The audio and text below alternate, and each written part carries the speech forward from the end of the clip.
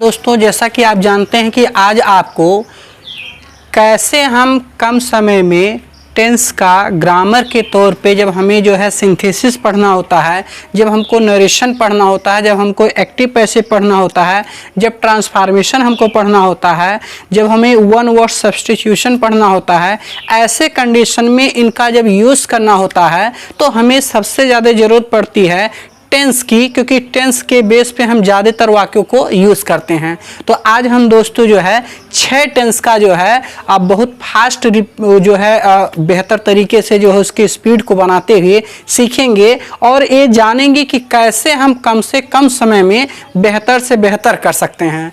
जैसा कि आप देख रहे हैं कि ये आपका है टेंस और टेंस का ये चार्ट है। क्या है? चार्ट है, जिसमें आपको मालूम है टेंस हमारा जो है 3 प्रकार का होता है, प्रेजेंट टेंस, पास्ट टेंस और फ्यूचर टेंस।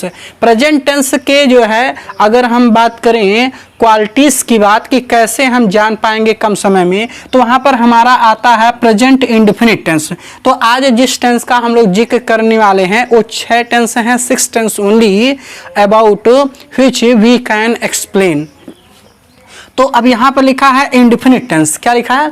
Indefinite tense. तो प्रेजेंट इंडेफिनिट टेंस का अगर वाक्य है और आपको ये समझना है कि प्रेजेंट इंडेफिनिट टेंस को हम कभी भी वाक्य प्रयोग करना हो, खास तौर पे टेक्स्ट बुक अगर पढ़ना हो और आपको ये जानना हो कि कैसे हम वाक्य को पहचान पाएंगे, तो ये जो है ब्रह्मास्त्र है। इसको जो है अगर आप बढ़िया से याद कर लेते हैं, दिमाग में अस्थायी कर लेते हैं, तो निश्चित रूप से आपकी तैयारी हो जाएगी। यहाँ पर आपको बताना चाहेंगे कि अगर वाक्य प्रेजेंट इंडेफिनिट टेंस का है तो वहाँ पर आपको मालूम कि अगर वाक्य अफर्मेटिव सेंटेंस का है तो वहां पर आपको क्या करना है कि अंग्रेजी में जो सेंटेंस लिखे गए हैं उनको पढ़ने के लिए या उनको जानने के लिए हम क्या ध्यान रखते हैं कि I we you they plural number अगर है तो हमेशा यहां पर अफर्मेटिव सेंटेंस में केवल वर्ब का फर्स्ट फॉर्म लगता है।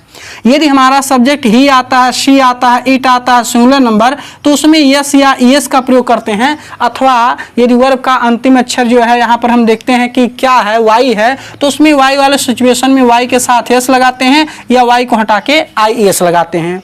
तो अब आपको पता लगा कि प्रेजेंट इंडेफिनिट का अगर अफर्मेटिव सेंटेंस है तो हम उसके वाक्य को अगर इंग्लिश में दिया है तो कैसे समझेंगे। दूसरा वाक्य चाहे आपका नेगेटिव में हो, चाहे इंट्रोगेटिव में हो, चाहे इंट्रोगेटिव नेगेटिव में हो, तो यही वो चीज़ें हैं जो आपको हमेशा रिमाइंड कराएंगी कि यहाँ पर डू या डस का हम प्रयोग करते हैं और जो वर्ब हमारा होता है केवल वर्ब का फर्स्ट फॉर्म लगता है।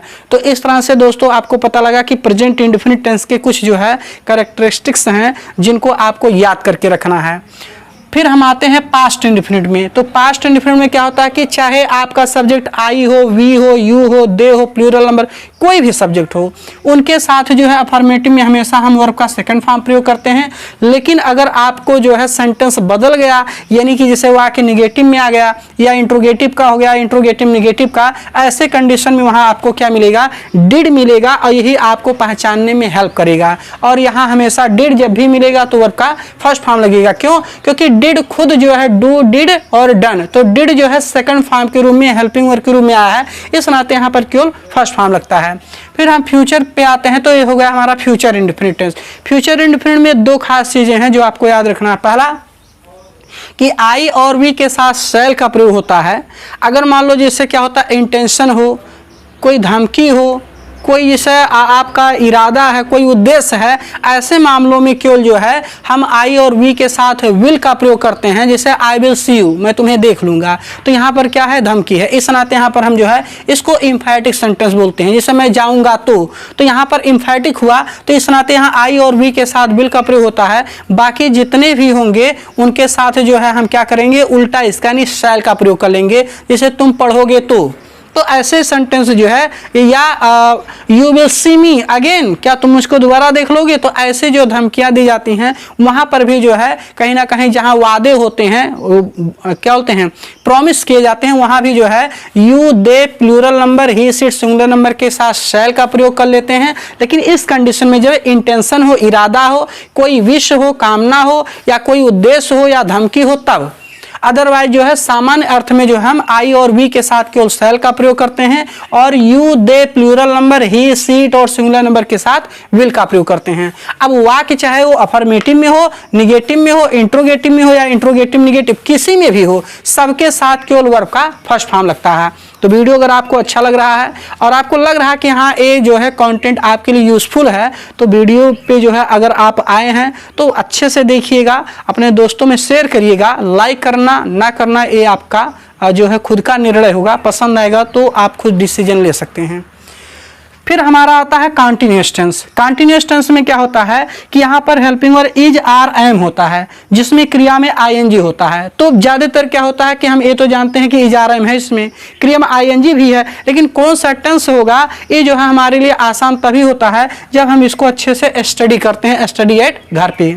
तो यहाँ पर हमारा हो गया कि इज आर एम क्रिया में आईएनजी लगेगा, लेकिन प्रश्न होता है कि ऐसे तो याद हो गया कि इज आर एम क्रिया में आईएनजी प्रेजेंट कंटिन्यूअस, लेकिन बचता है कहाँ मैटर कि आई के साथ आर लगा देंगे, ही के साथ जो है आर लगा देंगे, यानी कि ये सब्जेक्ट के अकॉर्डिंग टू अगर नहीं मालूम है तो भी वाक्य गलत हो जाता है। तो यहाँ पर हम क्या करते हैं कि आई के साथ हैम लगेगा, ही सीट और सिंगुलर नंबर के साथ क्या लगेगा, इज लगेगा, लेकिन यहाँ पर we you they plural number के साथ आर का प्रयोग करते हैं। वही पास्ट कंटिन्यूअस की बात करेंगे तो वाज और वर का प्रयोग होता है, क्रिया में आईएनजी लगता है। हमें ध्यान देना होगा कि आई को अक्सर बच्चे छोड़ देते हैं, आई के साथ वर लगा देते हैं। क्यों? क्योंकि पहले जो है वो हैज हैव का प्रयोग करते समय या डोडस का प्रयोग करते समय उनको आई एक पेयर में मिलता है, I we you they plural number. तो यहाँ पर जो है इस श्रेणी से थोड़ा सा अलग आई हटता है, एक वचन के रूप में स्पेशली यूज किया जाता है। तो यहाँ हो जाएगा कि I he she it singular number के साथ वाज लगेगा, लेकिन we you they plural number के साथ वर का प्रयोग करते हैं। फिर हम देखते हैं कि हमारा आ गया फ्यूचर कंटिन्यूअस। फ्यूचर कंटिन्यूअस में क्या होता है, विल या शैल प्लस बी क्रिया में आईएनजी होता है। यहाँ पर आपको जो है क्रिया के फर्स्ट फॉर्म में आईएनजी लगाने के नियम मालूम होना चाहिए। जैसे आपको मालूम है कि यदि वर्ब का अंतिम अक्षर ई हो तो ई को हटाकर आईएनजी लगाते हैं, यदि वर्ब का अंतिम अक्षर डबल ई हो तो उसके साथ डायरेक्ट आईएनजी लगाते हैं, यदि वर्ब का अंतिम अक्षर क्या हो आई ई हो तो आई ई को वाई में बदलते हैं, वाई के साथ आईएनजी लगाते हैं।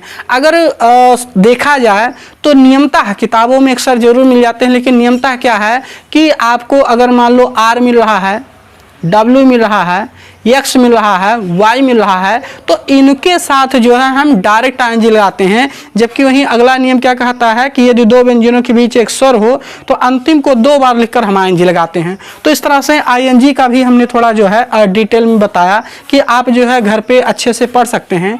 तो उम्मीद करते हैं कि वीडियो आपको अच्छा लगा होगा और अपने दोस्तों के साथ इसे शेयर करिएगा। नेक्स्ट वीडियो के लिए जो है चैनल को सब्सक्राइब कर लीजिएगा। थैंक्स दोस्तों, जय हिंद।